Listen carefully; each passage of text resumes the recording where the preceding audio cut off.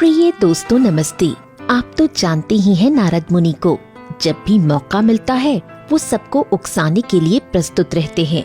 एक बार नारद मुनि भोलेनाथ से मिलने कैलाश पर्वत पहुँचे, पर भगवान वहाँ नहीं थे। माता पार्वती अकेली बैठी थीं। नारद ने कहा, नारायण नारायण। माता ने उनसे पधारने का कारण पूछा। नारद मुनि ने कहा, मैं इधर से गुजर रहा था तो सोचा आप लोगों के दर्शन करता चलूं, पर शिवजी तो कहीं दिखाई नहीं दिए। माता ने कहा, वे भ्रमण के लिए निकले हैं। नारद ने कहा, माता, आपने कभी शिवजी से अमर कथा सुनी है? माता के इनकार करने पर नारद मुनि जी को चुहल करने की सूझी। उन्होंने कहा, इस अमर कथा को सुनने से श्रोता अमर हो जाता है, पर आश्चर्य की बात ये है कि शिवजी ने आपको ये कथा क्यों नहीं सुनाई? माता ने कहा, भोलेनाथ तो मुझे सुनाना चाहते थे, पर मैंने ही नहीं सुनी। चेहरे पर तो माता ने कोई भाव प्रकट नहीं किए, लेकिन उनके मन में संशय ने जन्म ले लिया। नारद की मंशा पूरी हो गई थी। वो चले गए। शिवजी जब भ्रमण करके लौटे तो पार्वती ने उनसे अमर कथा सुनाने का हठ किया। भोलेनाथ ने अपनी दिव्य दृष्टि से समझ लिया कि दाल में कुछ काला है। वो समझ गए कि नारद मुनि ने उन्हें उकसाया है। उन्होंने कहा, प्रिय, अभी शाम का समय हो गया है। प्रातः काल होने पर तुम्हें कथा अवश्य सुनाऊंगा। पार्वती जी मान गई। सुबह जैसे ही भोलेनाथ निद्रा से उठे, पार्वती ने कथा सुनाने का आग्रह किया। भोलेनाथ बोले, कथा सुनते समय कैलाश पर्वत पर कोई जीव जंतु नहीं होना चाहिए। उन्हें भगाने के लिए भोलेनाथ ने अपना डमरू बजाया।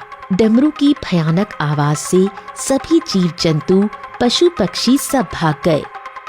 जाओ, एक बार निरीक्षण करके आ जाओ। माता को कोई जीव नजर नहीं आया, पर थोड़ी दूर पर शुकी का एक घोंसला था। उसमें एक अंडा पड़ा था। शुकी दाना चुगने दूर चली गई थी।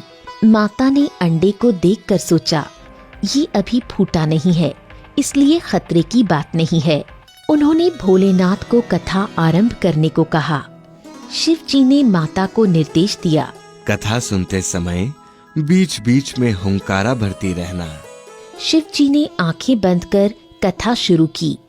माँ उनके निर्देशानुसार हुंकार भरती रहीं। कथा के मध्य में ही शुकी का अंडा फूट गया और शुक बाहर निकल आया। वो भी भोलेनाथ की कथा सुनने लगा। कथा सुनते सुनते माता की आंख लग गई।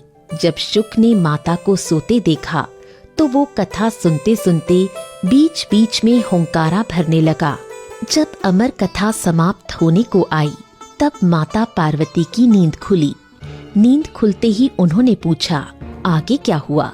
शिवजी ने कहा, कथा तो समाप्त हो गई।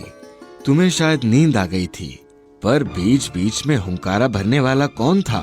कौन कथा सुन रहा था? तभी उनकी नजर शुक पर पड़ी। उसे देखकर समझ गए, ये हमारी कथा सुन रहा था। उन्हें क्रोध आ गया। वो त्रिशूल लेकर उसे मारने दौड़े, पर शुक उड़ गया। भोलेनाथ उसके पीछे पीछे भागे। शुक उड़ता हुआ भूलोक पर आ गया। वो चक्कर काटता हुआ व्यास ऋषि के आश्रम में पहुंचा।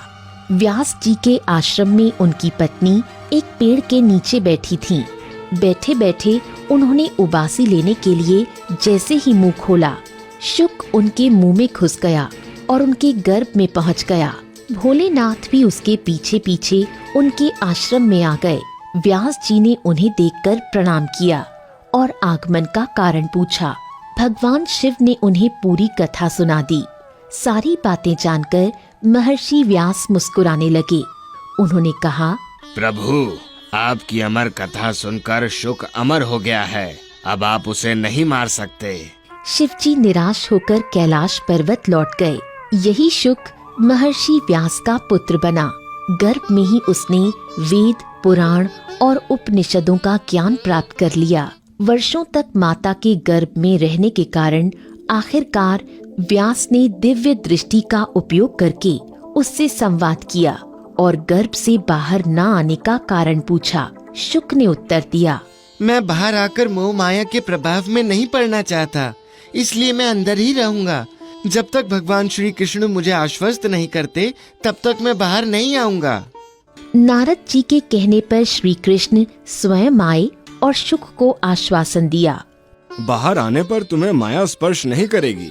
तब वो बाहर आया और अपने पिता से श्री भगवत का ज्ञान प्राप्त किया। दोस्तों, आपको ये कहानी कैसी लगी? अपनी राय बताइए। ऐसी और कहानियाँ सुनने के लिए इसे लाइक और शेयर जरूर करें।